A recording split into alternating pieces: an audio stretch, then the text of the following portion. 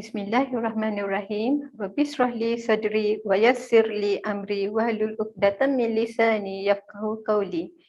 Assalamualaikum dan selamat pagi. Terima kasih kerana meluangkan masa bersama kami dalam program Bicara Motivasi pada pagi ini.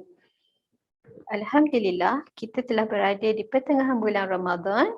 Semoga Ramadan kali ini memberi manfaat kepada kita. Oleh itu, kami dari Skill menyediakan Raudah Ilmu dengan menjemput Al-Fadhil Ustaz Muhammad Benyamin bin Cik Yaakob dari Pusat Islam University untuk mengupas tajuk Kelebihan Nuzul Al-Quran, Pengertian dan Hikmah. Peristiwa Nuzul Al-Quran berlaku pada 17 Ramadan pada malam Jumaat pada tahun 41 Keputeraan Baginda sallallahu alaihi wasallam, di mana pada malam tersebut 5 ayat telah diturunkan daripada surah Al-Alaq. Tentu peristiwa tersebut mempunyai banyak kelebihan pada kita umat Islam. Oleh itu saya menjemput Al-Fadhil Ustaz untuk mengupas dengan lebih lanjut. Falyatafaddal mashkura. Dipersilakan Ustaz. Pada 17 Ramadan bermulanya turun wahyu pertama dalam iaitu yang kita baca dari surah Iqra bismi rabbikal ladzi khalaq khalaqal insana min 'alaq Iqra wa rabbukal akram. Itu adalah merupakan wahyu pertama diturunkan kepada Rasulullah sallallahu alaihi wasallam.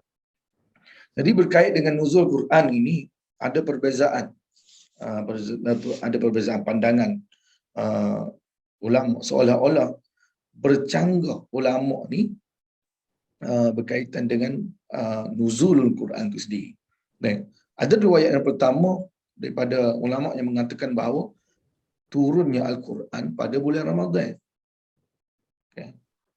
Dan pandangan yang kedua, wa inna anzalnahu fi lailatul qadr, yang kita baca surah Al-Qadar tu.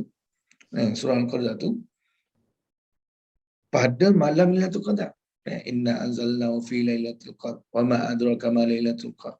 Lailatul qadr khairun min alfi syahr. Jadi katanya dalam surah ini Al-Quran itu turun pada malam Lailatul Qadar. Jadi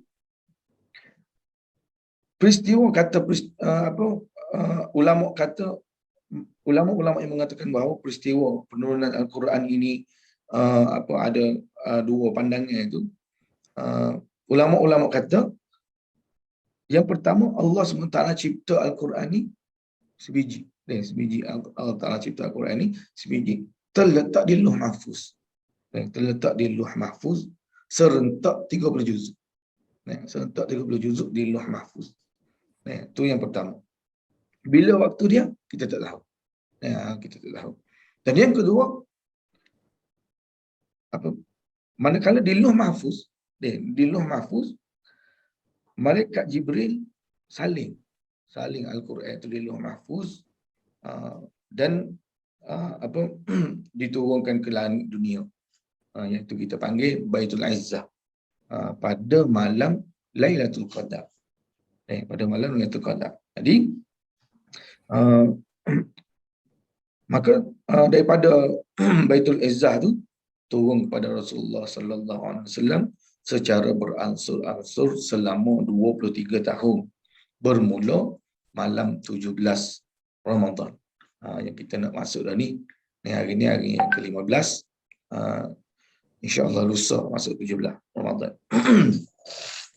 Jadi sebenarnya tak bercanggah lah pandangan ulama berkaitan dengan ayat Quran inna anzalnahu fi lailatul qadr, turun Al-Quran di Lauh Mahfuz, Lauh Mahfuz ke Baitul Izzah. Dan pada 17 Ramadan pula turun Al-Quran itu daripada Baitul Izzah kepada Rasulullah sallallahu alaihi wasallam selama 23 tahun, beransur-ansur mengikut keadaan, mengikut suasana, mengikut peristiwa selama 23 tahun. Jadi cerita pada malam 17 Ramadan, datangnya seorang lelaki kepada Rasulullah sallallahu alaihi wasallam di Gua Hira. Dan lelaki itu dia peluk belakang Nabi. Dia peluk belakang Nabi. Kuat pelukan dia tu, dan dia suruh Rasulullah SAW, dia kata, Iqra ya Muhammad. Bacalah wahai Muhammad. Rasulullah kata, ma ana biqari. Aku tak pandai baca. Nak baca macam mana aku tak pandai baca. Jadi dalil ini kita nampak Rasulullah tak pandai baca. Lemah ke Rasulullah ni? Kurang ke Rasulullah ni? Tak pandai baca. Sahabat-sahabat yang dirahmati Allah Ta'ala sekalian. Pada zaman dulu, boleh baca ni tak menunjukkan seseorang itu pintar. Tak menunjukkan seseorang itu bijak. Orang dulu baca tak pandai pun tapi boleh buat bangunan-bangunan yang hebat-hebat. Seperti mana kita lihat piramid.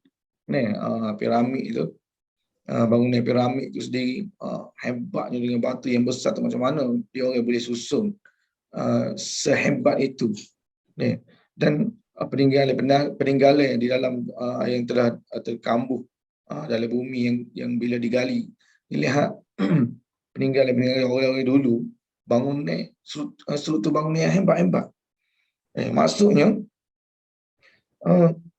tak boleh baca tu satu kaum yang mendahului praktikal daripada teori. Satu kaum yang mendahului praktikal daripada teori. Kita ni teori yang katalah, yang kira lah hebat sangat teori kita ni. Tapi akhirnya buat bangunan sengit juga.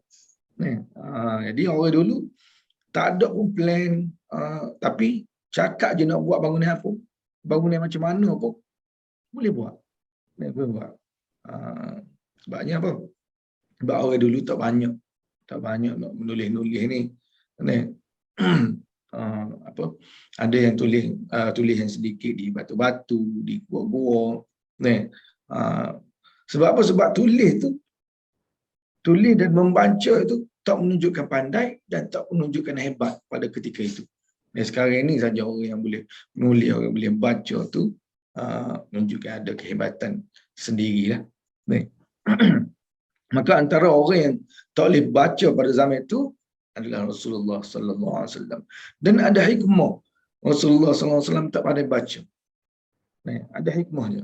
Supaya bila Al-Quran diturunkan, maka orang kafir tak boleh buat hujah yang Rasulullah ini tiru kitab-kitab dulu. Kerana Rasulullah ini ma'ruf, memang tak boleh baca. Jadi berarti Rasulullah sallallahu alaihi wasallam ini dapat sesuatu dari benda lain. Dia untuk menguatkan Rasulullah sallallahu alaihi wasallam dapat wahyu daripada Allah SWT, bukan rekaan daripada diri Rasulullah itu sendiri. Maka Allah SWT jadikan Rasulullah ini tak pandai baca. Jadi orang bukan Islam pun mati hujah lah, tak boleh nak berhujah bahawa Rasulullah ni meniru kitab-kitab yang lain. Kerana Rasulullah tak pandai baca dan tak pandai menulis. Jadi datangnya wahyu pertama oleh Jibril pada malam 17 Ramadan itu menyebabkan Rasulullah sallallahu alaihi wasallam rasa gemetar, rasa takut. Dan Rasulullah sallallahu alaihi wasallam balik ke rumah, berjumpa dengan Siti Khadijah. Dan Siti Khadijah radhiyallahu anha menyelimutkan Rasulullah SAW. Tu cerita je kita pun dah biasa dengar dah. Jadi selepas pada tu Sayyidina Khadijah ini bawa Rasulullah SAW jumpa dengan Waraqah bin Naufal. Nak tahu apa benda, perkara apa yang terjadi ni, apa natijah dia daripada perkara yang berlaku. Jadi Sayyidina Khadijah bawa Rasulullah jumpa dengan Waraqah bin Naufal ni, dia ni sepupu kepada Siti Khadijah. Dia merupakan ahli kitab yang hafal kitab-kitab Taurat, yang hebat dalam penulisan, yang menyalin kitab-kitab Taurat yang lama-lama, yang dulu-dulu. Waraqah bin Naufal ni. Jadi menurut cerita-cerita yang diceritakan oleh Rasulullah kepada Waraqah bin Naufal tu, jadi Waraqah bin Naufal ni kata, lelaki yang datang jumpa kamu itu di Gua Hira tu nama dia Namus. Namus. Dalam kitab Taurat kata Namus. Namus tu maksud dia nyamuk. Nyamuk, satu binatang yang bersayap. Namanya Namus. Tapi kita panggil Jibril. Istilah kita ni panggil Jibril. Dan orang ni, Namus ini pernah turun juga kepada Nabi-Nabi yang dahulu. Nabi Musa, Nabi Isa, semua Nabi-Nabi yang dahulu pernah didatangi oleh Namus ini ataupun Jibril, malaikat Jibril ini. Jadi apabila katanya Waraqah bin Aufan, apabila Namus itu datang kepada seseorang lelaki, maka lelaki ini dipanggil Nabi. Dipanggil Nabi, iaitu orang yang akan diturunkan kepada dia diturunkan kepada dia wahyu untuk dia berdakwah kepada kaum dia. Jadi apabila kita tahu sedikit sebanyak cerita berkaitan dengan peristiwa nuzul Quran ini, kita pun pergi beralih kepada kelebihan pula. Kelebihan Al-Quran pula. Jadi sidang pendengar yang dirahmati Allah Ta'ala sekalian,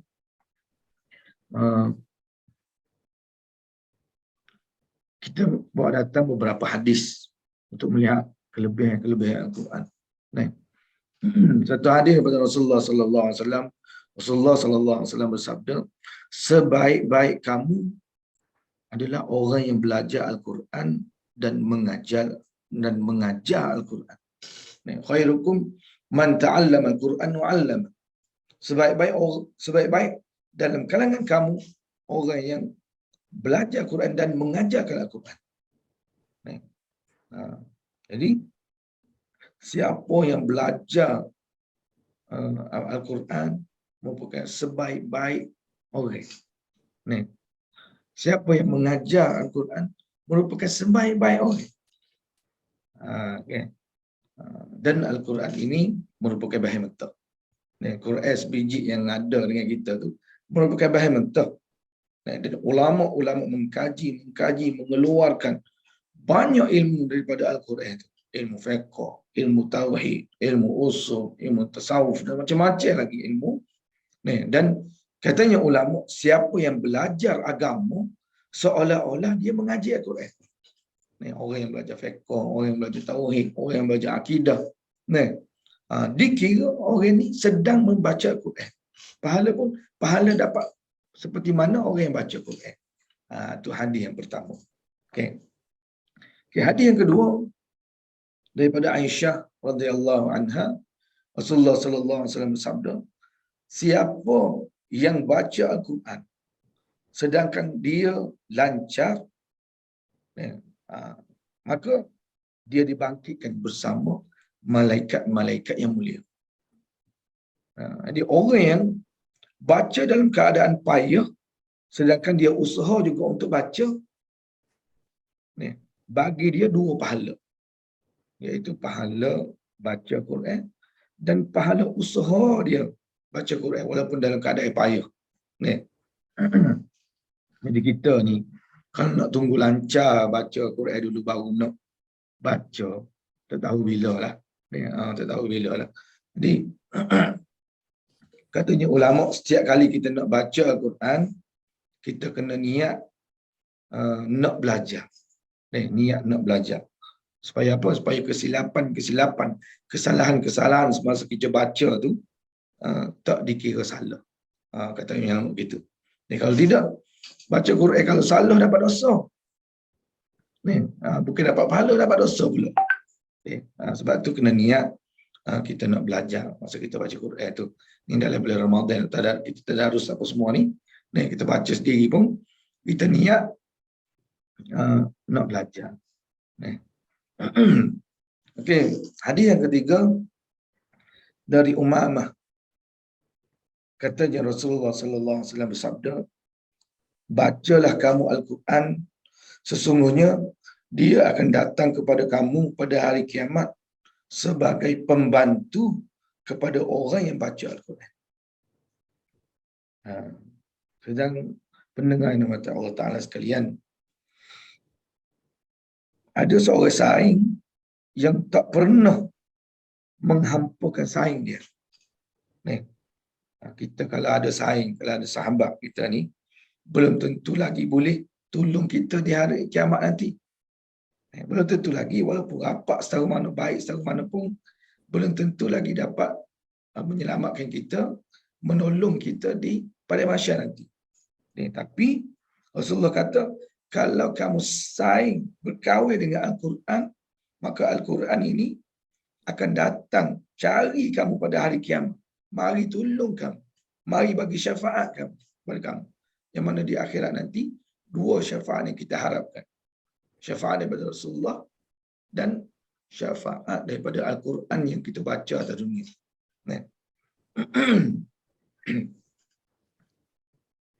Serak. Jadi, hadis yang seterusnya ada daripada Abdullah ibnu Mas'ud. Katanya, siapa yang membaca satu huruf daripada Al-Quran, maka baginya satu kebajikan. Satu kebajikan tu bersamaan dengan 10 kali ganda. Aku tidak berkata alif lam mim tu satu huruf, tapi alif satu huruf, lam satu huruf, mim satu huruf. Ni kita selalu dengar. Ni walaupun di bulan-bulan yang lain. Tidak boleh Ramadan pun. Tu kalau kita baca Al-Quran tak ada wudu dan di luar solat. Ni tak ada wudu, kita baca Quran di luar solat. Ni macam naik motor, naik kereta datang kerja ke, kita baca satu surah. Bismillahirrahmanirrahim. Qul huwallahu ahad, Allahus samad, lam yalid wa lam yulad wa lam yakul lahu kufuwan ahad. Jadi satu huruf ni dikira digandakan kepada 10 kali ganda. Ni satu huruf. Ni. Tapi kalau kita baca Al-Quran dalam keadaan kita ada air wudu, dan di luar solat, bukan dalam solat, satu huruf digandakan 20 kali. 20 kali ganda. Ni katanya ulama. Dan kalaulah kita baca Al-Quran daripada kita ada air semaya, dan baca dalam solat ketika duduk, baca dalam solat ketika duduk. Contohnya kita semaya sunat. Kita semaya sunat, baca sunat tarawih. Semaya sunat tarawih kita tak larat kita semaya duduk. Bagi perempuan kat rumah. Kat rumah maya duduk, tak larat nak berdiri, maya duduk. Jadi baca Al-Quran satu huruf yang kita baca tu dalam sembahyang secara duduk, satu huruf tu diganda kepada 50 kali ganda. 50 kali ganda. Apatah lagi kalau kita dalam keadaan berwuduk dan kita baca Al-Quran di dalam solat sambil berdiri, katanya ulama, satu huruf digandakan 100 kali ganda. Di dalam bulan Ramadan. Lebih-lebih lagi lah. Lebih lagi. Sebab itulah Rasulullah kata, kalau seorang itu tahu apa itu Ramadan, nisbah kepada pahala, gandaan pahala tu, banyaknya gandaan pahala yang Allah Ta'ala bagi kepada kita tu, maka kita nak supaya setiap hari adalah Ramadan. Katanya. Jadi seterusnya hadis daripada Sayyidina Muaz bin Anas. Katanya Rasulullah SAW bersabda, siapa yang baca Al-Quran dan beramal dengan apa yang ada dalam Al-Quran, maka Allah SWT akan pakaikan kedua ibu bapa dia mahkota pada hari kiamat. Orang yang baca Al-Quran dan beramal apa yang ada dalam Al-Quran itu, Allah SWT akan pakaikan mahkota kepada kedua ibu bapa dia pada hari kiamat, yang mana mahkota itu bersinar lebih terang daripada cahaya matahari. Katanya Rasulullah. Tu mokpok ibu dan ayah kita. Belum lagi orang yang baca. Tu mokpok dia baru. Belum lagi orang yang baca. Jadi Allah SWT bagi kemuliaan begitu sekali kepada orang yang baca Al-Quran dan beramal Al-Quran. Maka macam mana kita nak bayangkan orang yang beramal itu sendiri, orang yang baca itu sendiri, ni, lebih-lebih lagi lah. Ni. Jadi, sahabat-sahabat Allah sekalian, kita dah dengar kelebihan-kelebihan Al-Quran, kelebihan-kelebihan baca Al-Quran, kelebihan Al-Quran. Dan Al-Quran ni ada dah di tangan kita. Ada dah di tangan kita. Jadi, rugilah kalau kita tak ambil peluang untuk kita nak memperbanyak bacaan Al-Quran ni. Sebenarnya macam apa sekalian, ulama sebut inilah hikmah Allah SWT turunkan bulan Ramadan supaya kita ni tak menyesal di pada mahsyar nanti bila menghadap Allah SWT. Tak menyesal apa? Kerana kita telah bersiap dah. Kita hidup dengan Al-Quran, kita banyak baca Quran.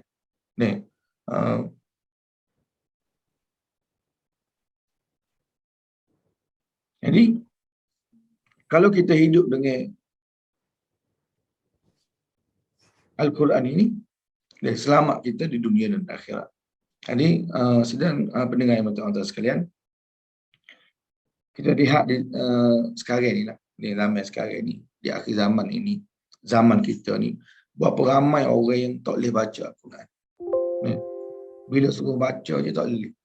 Bila orang buat majlis-majlis tadarus di masjid-masjid, tak berani nak pergi. Baca Fatihah pun tak betul. Macam mana lah dalam solat. Orang yang baca Fatihah tak betul dalam solat, tak sah semayang. Jadi bila seseorang itu dia suami isteri tu di rumah tak pergi masjid, zaman-zaman Covid sebelum ni tak pergi masjid, duduk rumah berimam suami dia, isteri berimam dengan suami. Jadi tak berani. Suami tak berani nak jadi tok imam. Tolak. Akhirnya tolak isteri jadi tok imam. Isteri pandai baca. Pandai baca Al-Quran, tolak isteri jadi tok imam. Katanya ulama, kalau tak pandai baca Al-Quran, pastikan jangan mati. Tu dahsyat tu. Kalau tak pandai baca Al-Quran, pastikan jangan mati. Sebab kalau mati dalam keadaan tak pandai Al-Quran, confirm tak lepas. Tak lepas daripada Allah Subhanahu Wa Taala. Masuk dalam kubur, mereka tanya, boleh baca Quran tak? Tak boleh. Tak boleh baca Quran.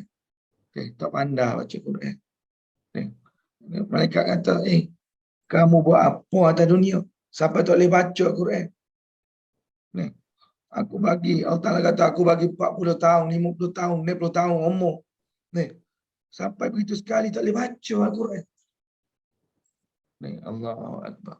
Malu dengan anak-anak kita. Dia umur 7 tahun dah. Pandai. Dah lancar dah baca Quran. Jadi, dan Allah sekalian, tak ada alasan kita tak boleh nak baca Quran. Wajib seorang tu, orang mukallaf, wajib kena pandai baca Quran. Berapa ramai guru-guru Al-Quran, guru-guru yang mengajar Quran, berapa ramai nak pergi cari, nak pergi belajar.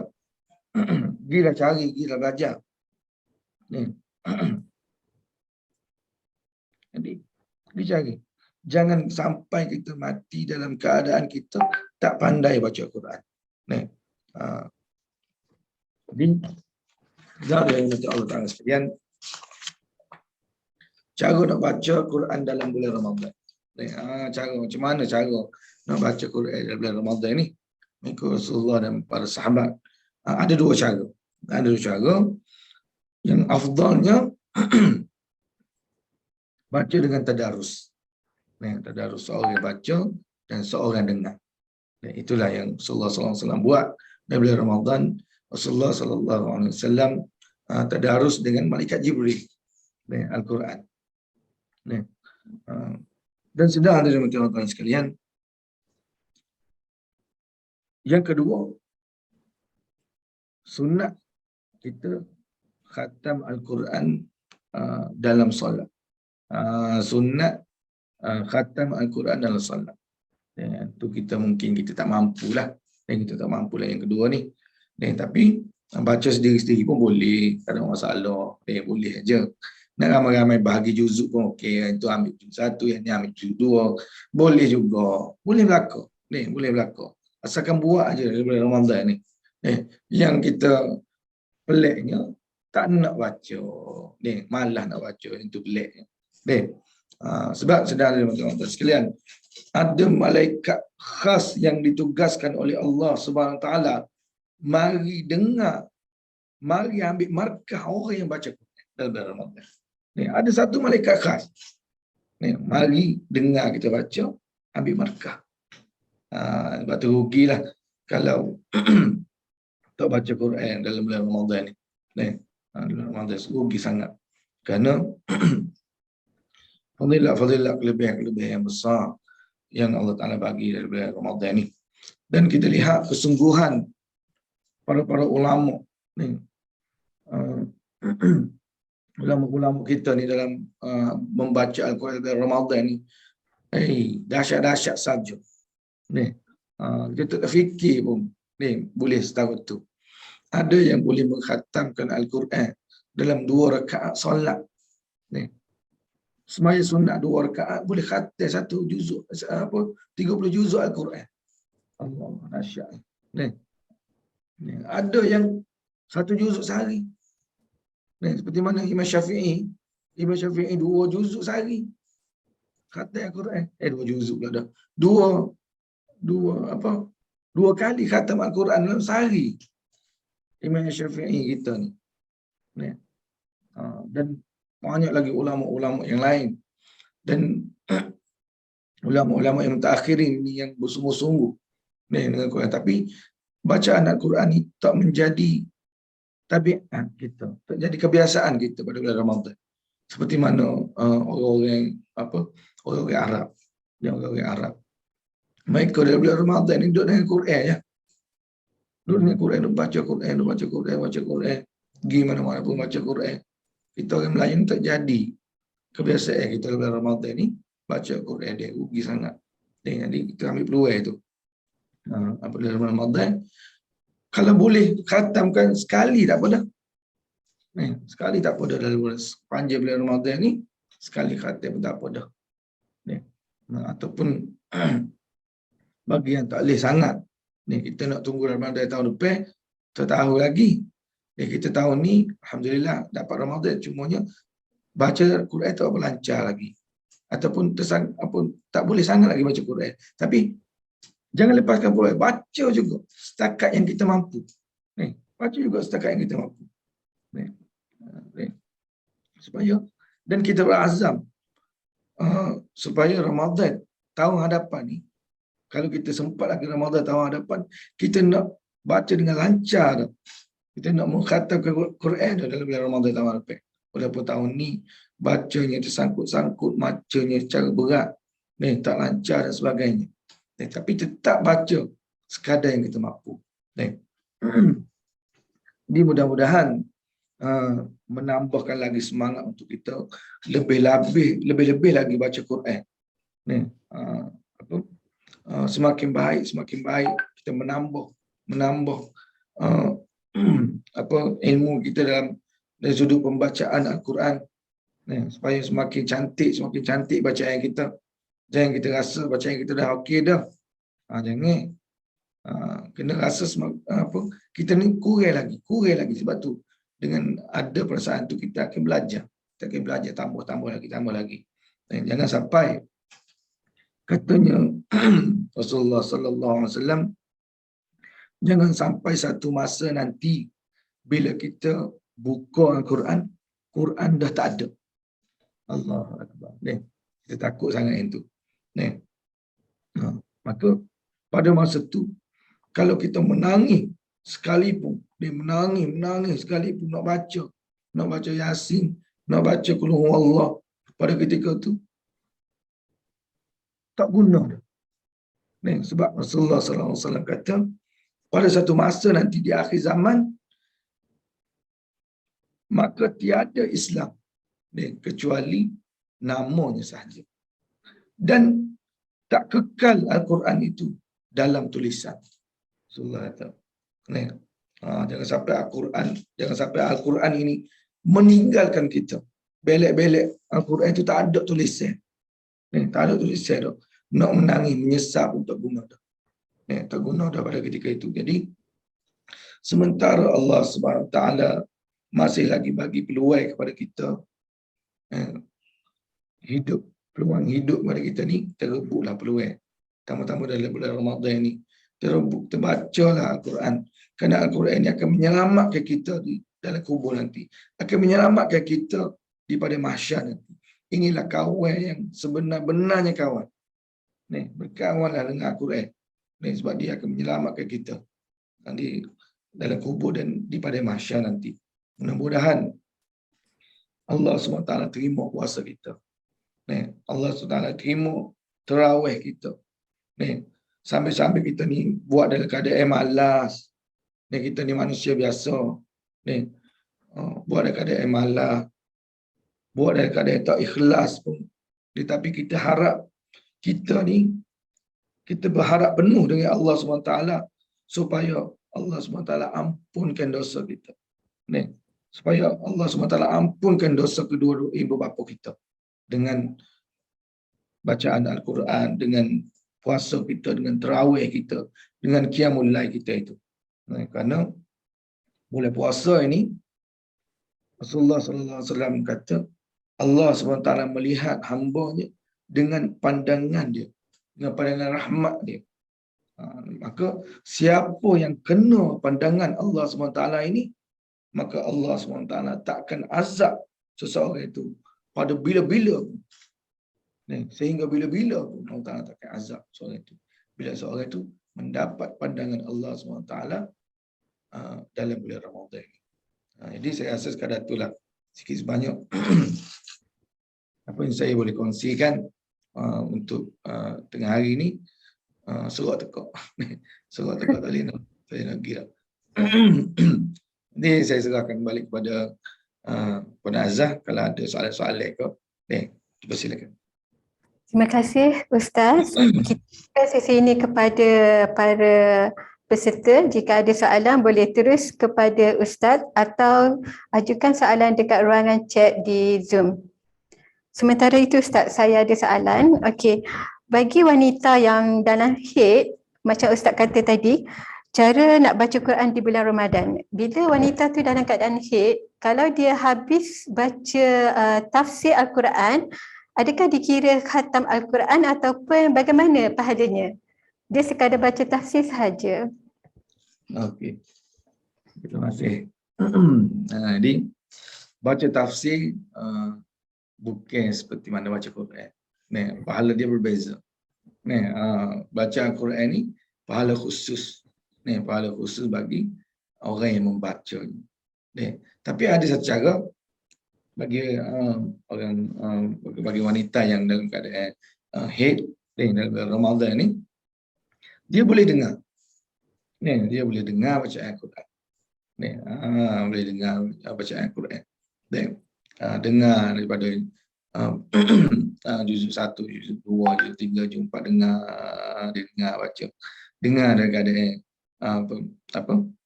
khusyuk, dengar sungguh-sungguh. Kerana Rasulullah SAW sendiri, ada satu ketika Rasulullah SAW dia kata kepada sahabat dia, ada seorang sahabat tu yang sedap bacaan dia tu, dia kata, "Wahai sahabat, bacakan Al-Quran kepada aku." Rasulullah kata, "Bacakan Al-Quran kepada aku nak dengar." Rasulullah kata, "Aku nak dengar." Jadi sahabat tu kata, "Ya Rasulullah, takkanlah aku nak baca Al-Quran kepadamu. Kamu ni diturunkan Al-Quran kepada kamu dan kamu hafal Al-Quran dan kamu ni ibu pada segala-galanya. Takkan aku nak baca Quran kepada kamu." Rasulullah kata, "Dah, aku suka dengar baca orang baca Al-Quran." Ni Rasulullah kata. Jadi Rasulullah sendiri pun suka dengar orang baca Quran ini kan pula kita. Jadi kalau tak boleh baca, dengar Quran. Ni, tu jadi pahalanya ada pahala di sudut mendengar Al-Quran tu khusus untuk orang yang mendengar Quran. Jadi selain pada suka baca, suka juga dengar Quran. Ni, tu dia. Okey, kita ada soalan kedua. Berbalik kepada peristiwa nuzul Al-Quran, wajibkah kita mengimani peristiwa tersebut? Sebab kita sebagai Muslim kadang-kadang peristiwa nuzul Al-Quran ni macam peristiwa biasa. Bagaimana tahap kewajipan kita untuk mengimani peristiwa tersebut? Okey, terima kasih. Jadi kita wajib mengimani bahawa berkaitan dengan peristiwa nuzul Quran. Wajib kena 100% kita percaya. Ni, tak boleh kurang daripada 100%. Ni, kena 100% percaya, beriman dengan penurunan Al-Quran ni. Ni, kena percaya sungguh. Sebab dia melibatkan melibatkan tauhid, melibatkan akidah, pegangan kita. Kalau kita tak percaya, bermakna dari sudut iman kita tu tak sempurna. Tak sempurna iman. Boleh jatuh kufur kita. Boleh jatuh kafir kita. Kalau kita tak percaya dengan Al-Quran ini diturunkan pada seperti mana ulama kata, diturunkan pada malam 17 Ramadan kau, pada Lailatul Qadar kau. Dia asalkan dia diturunkan daripada Allah SWT ni kepada malaikat Jibril, dan malaikat Jibril waktu turun kepada Rasulullah SAW ni secara beransur-ansur mengikut peristiwa dan sebagainya selama 23 tahun. Itu kita wajib kena percaya, wajib kena beriman. Ni itu dia. Allahu Akbar. Okey, kita ke soalan yang ketiga. Seperti yang kita maklum, Nabi kita Muhammad SAW ni mempunyai mukjizat yang paling banyak. Okey, dan Al-Quran merupakan mukjizat yang paling besar. Kalau kita perhatikan, setiap Muslim, rumah dia tu mesti wajib ada Al-Quran, kan? Kalau tak ada tu memang tak sah, orang kata tak? Kalau orang Kelantan kata gitu tak sah. Jadi, tahap kesedaran kita tu Ustaz, kita tak sedar yang dalam rumah kita ada mukjizat yang terbesar. Kita biarkan benda tu berada dalam suci dalam debu. So bagaimana Ustaz nak bagi kesedaran pada kita orang Muslim bahawa ialah kita dulu tidak hidup zaman Rasulullah, so kita tak rasa mukjizat-mukjizat, tapi Rasulullah meninggalkan kita dua perkara, As-Sunnah dan Al-Quran. So jadi kenapa kita tak guna pakai mukjizat yang diturunkan itu? So bagaimana tu Ustaz? Satu motivasi ringkas kepada semua kita yang Muslim. Silakan. Terima kasih. Saya pernah pergi, satu hari saya pergi ke satu rumah student. Student tu sakit kanser. Di rumah dia, tengok ada seorang yang makcik tua. Mukanya bersih sangat mukanya, senyum aja. Tak bercakap tapi senyum, bersih muka, bercahaya. Kejutlah, pelik kan. Cantiknya makcik ni. Rasa sejuk aja tengok. Jadi tanya cucu dia ni, student ni. Siapa ni? Dia kata ni nenek dia. Dia kata, betul tanya dia. Dia ni lagu mana dia hidup hari dia ni. Kita rasa pelik tu kan. Rasa pelik dengan keadaan rupa wajah dia tu. Rasa pelik. Tanya dengan cucu dia ni. Kerana kehidupan harian dia ni lagu mana. Jadi dia kata, Ustaz, nenek saya ni Ustaz, 3 hari sekali dia khatam Quran. Ustaz. 3 hari sekali khatam baca Quran. Ustaz. Hidup dia dekat baca Quran je Ustaz. Allahu Akbar. Dia berhenti rehat makan, minum. Ni bukan cerita bulan Ramadan. Dia luar Ramadan ni. Ni luar Ramadan. Kata Allahu Akbar. Patutlah rupa dia begini sekali. Indah. Cantiknya. Ni walaupun keadaan tua dia tu. Ni. Allah kita. Malu kita ni. Malu. Ni malu kita. Ini sedang saja Allah Ta'ala sekalian. Ni. Al-Quran ini. Selain pada menyelamatkan kita di akhirat nanti. Dia ni. Dia penyeri kepada wajah kita. Ni orang sekarang ni. Macam-macam produk. Glowing lah. Ni apalah nak tepek-tepek muka nak cantik. Allah. Dia tertinggal satu perkara yang sebenarnya tak payah keluar duit pun. Dengan baca Al-Quran boleh menjadikan seorang itu cantik. Comel, bersinar, bercahaya, rupa wajah dia tu. Pelik kita lihat. Allah. Bagaimana pula dengan rupa Rasulullah yang duduk dengan Al-Quran. Para sahabat yang duduk dengan Al-Quran. Macam mana kita tahu? Sayyidina Bilal bin Rabah. Orang hitam. Orang Habsyi, orang hitam. Orang kulit hitam. Begitu sekali Allah Ta'ala angkat darjat dia. Ni, siapa bunyi. Dia duduk atas dunia ni. Bunyilah tapak kaki dia di dalam syurga. Ni, dengan kelebihan yang ada pada dia. Terutamanya banyak baca Quran. Ni, jangan sampai Quran di rumah kita tu buka tu lekat. Lekat. Ni, tak beliknya Quran ada rumah kita ni. Sibuk dengan Facebook, sibuk dengan WhatsApp, sibuk dengan Instagram dan sebagainya. Ni, kita baca Al-Quran 1 minit pun rasa berat. 1 jam rasa sangat-sangat berat. Bila duduk dengan Facebook, bila duduk dengan WhatsApp, tak terasa pun 1 jam, 2 jam, 3 jam. Malah 1 hari, sepanjang hari kita duduk menghadap tu pun tak rasa. Tak rasa berat. Rasa seronok, seronok, seronok, seronok. Allah SWT. Ya Allah.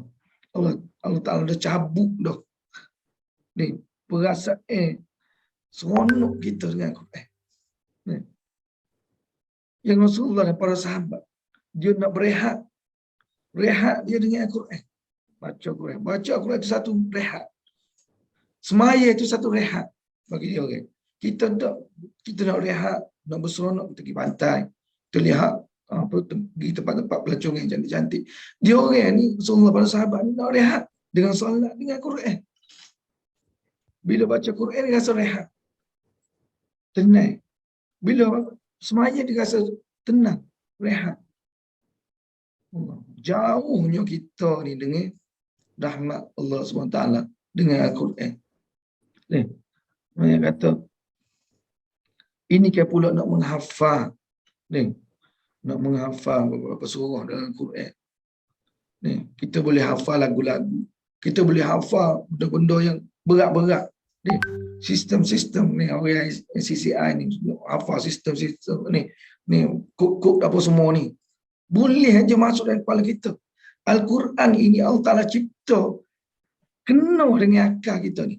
Boleh. Ini ingat. Sebab itu ramai manusia yang boleh hafal 30 juzuk. Masuk dalam akal kita duduk sepel dalam ni. Bermakna dia tak berat pun boleh masuk dalam kita punya hadis ni, dalam otak kita ni. Ni. Kenapa begitu sekali kita? Sampai begitu sekali. Jangan sampai Al-Quran itu meninggalkan kita. Meninggalkan kita. Dari semua. Surah Al-Fatihah. Kalau kita tak baca 2-3 hari pun, kita akan lupa. Surah Qul A'udzu Bin-Nas yang kita rasa senang. Yang kita hafal daripada kecil lagi. Kalau kita tak baca dalam seminggu, 2 minggu, kita akan lupa. Surah Wal Asri yang pendek tu. Kalau kita baca dalam sebulan, 2 bulan, dia boleh lupa. Sebab apa? Sebab Al-Quran ni mukjizat. Mukjizat. Benda hidup. Mukjizat. Duduk dalam otak kita ni, ada akal kita ni, dan ia boleh keluar, boleh lari daripada kita kalau kita tak berdamping dengan Quran ni. Sampai begitu sekali. Sebab itulah janganlah jauh sangat dengan Quran. Baca. Setiap hari kena ada masa untuk kita dengan dia. Jangan masa apa? Jangan masa kosong saja, masa free saja kita baca Quran. Tak. Kena sediakan masa khusus untuk baca Quran. Setiap hari. Bahkan lagi dari bulan Ramadan ni. Sedikit sebanyak. Satu lagi Ustaz, soalan. Okey, sekarang ni banyak yang install Al-Quran secara digital dekat dia punya phone, apa semua tu. Apakah pahala sama ada kita baca secara Quran bercetak dengan kita baca melalui digital ni? Macam mana daripada segi pahala tu, sama ke ataupun tak sama? Okey, terima kasih. Okey. Baca Al-Quran, dia ada kelas-kelas dia tersendiri. Dia ada kelas-kelas dia tersendiri. Berbeza kita baca Al-Quran dengan telefon dan kita baca Al-Quran dengan mushaf. Dengan mushaf. Mushaf tu satu Al-Quran sebutir tu yang ada 30 juzuk situ. Dia panggil mushaf. Yang kita bila nak pegang kita kena ada wuduk dan sebagainya. Jadi kalau baca Al-Quran secara digital ni, dia terpampang kepada kita apa yang kita tekan itu, keluar ayat tu saja. Ayat itu saja, tidak keseluruhan Al-Quran. Dia tidak dipanggil mushaf. Tak panggil mushaf. Malah kalau kita install itu termasuk dalam tanda pun tak berdosa. Katanya ulama tak berdosa. Tak berdosa kecuali kalau benda tu terpampang di wallpaper dan handset tu, berdosa kita. Kalau masuk dari tanda dan sebagainya. Jadi berbeza. Jadi baca Al-Quran ni, boleh kalau di mana-mana saja pun boleh kita buka aplikasi tu baca Al-Quran tu boleh. Tapi yang terbaik lebih afdal adalah baca pada mushaf yang ada 30 juzuk situ. Itu yang afdalnya. Dan pahalanya tentulah lebih daripada pahala kita baca Quran secara digital. Tapi tak ada masalah, baca aja. Asalkan baca lah ni, baca ke tak baca. Tu ya. Kalau baca alhamdulillah. Tu. Okey, alhamdulillah Ustaz. Nampaknya kita dah berada pada penghujung sesi. Banyak sangat ilmu yang Ustaz kongsikan pada hari ini. Semoga menjadi manfaat pada semua hadirin. Okey, sebab memandang kita dah penghujung dan mungkin kita akan berjumpa lagi tak tahu bila, mungkin lepas raya. Sedikit kata-kata kesimpulan dan kata-kata nasihat daripada Ustaz sebagai penutup. Dipersilakan Ustaz. Terima kasih. Jadi, sedang mendengar sahabat-sahabat di CCI dan baca Allah Ta'ala sekalian. Umur kita ni pendek. Pendek aja umur kita ni. Satu hari di pada mahsyar, satu hari di akhirat bersamaan dengan 1000 tahun di dunia. 1000 tahun di dunia. Kalau kita hidup umur sehingga 60-70 tahun pun tak sampai satu hari kehidupan di pada mahsyar di akhirat nanti. Jadi berbaloi kalau kita menghabiskan 50-60 tahun ni dengan kita lalai pada Allah Subhanahu Wa Taala, dengan kita jauh daripada Al-Quran, dengan kita melanggar syariat-syariat Allah Subhanahu Wa Taala, sembahyang lewat-lewat waktu, ilmu agama pun tak ada, ilmu fardhu ain tak lepas, amalan-amalan yang tak ada. Berbaloi kalau kita dalam tempoh 60-70 tahun ni, yang tak sampai sehari kehidupan di akhirat nanti, yang nanti kita mati, nanti akan kita hidup tak mati-mati dah, dan dikira di akhirat nanti tak sampai satu hari di akhirat nanti, yang kita akan hidup selama-lamanya. Nanti kita nak bawa apa yang kita hidup di dunia ni. Jadi sangat-sangat tak berbaloi. Tadi kita rebutlah peluang yang hebat yang Allah SWT letak dalam bulan Ramadan ini, dengan keampunannya, dengan maghfirahnya, dengan rahmatnya, dengan itqum yang dijauhkan dari api neraka ni. Kita pulun sungguh-sungguh ni, ada sikit masa lagi ni, 15 hari lagi ni. Kalau kita buat sungguh-sungguh, insya-Allah kita akan jumpa dengan malam Lailatul Qadar yang lebih baik daripada 1000 bulan ni, yang di dalamnya ada rahmat Allah SWT ni. Jika kita dapat keseluruhannya dalam bulan Ramadan kali ini, insya-Allah kita akan selamat nanti di akhirat nanti. Kita akan berbahagia di akhirat nanti, yang kehidupannya tak ada mati-mati selama-lamanya, insya-Allah. Itu saja daripada saya. Terima kasih kepada Nazar. Terima kasih Ustaz. Okey, berakhir sudah sesi bicara motivasi kita pada pagi ini. Sekali lagi saya mengucapkan jutaan terima kasih pada Ustaz kerana sudi memenuhi undangan kami. Okey, begitu banyak kupasan yang Ustaz sampaikan, hampir 1 jam ya Ustaz. Semoga segalanya yang disampaikan pada hari ini mendapat keberkatan dan manfaat kepada kita semua. Penghabisan di atas meja untuk hidangan berbuka puasa. Kalau tersalah tutur dan kata, mohon ampun, maaf dipinta. Saya mewakili kru skill memohon maaf sekiranya sepanjang program ini terdapat salah dan silap. Segala kelemahan adalah daripada, segala yang baik adalah daripada Allah dan segala kelemahan adalah daripada kami sendiri. Sehingga kita berjumpa lagi pada sesi akan datang. Wabillahi taufiq wa hidayah. Wassalamualaikum warahmatullahi wabarakatuh.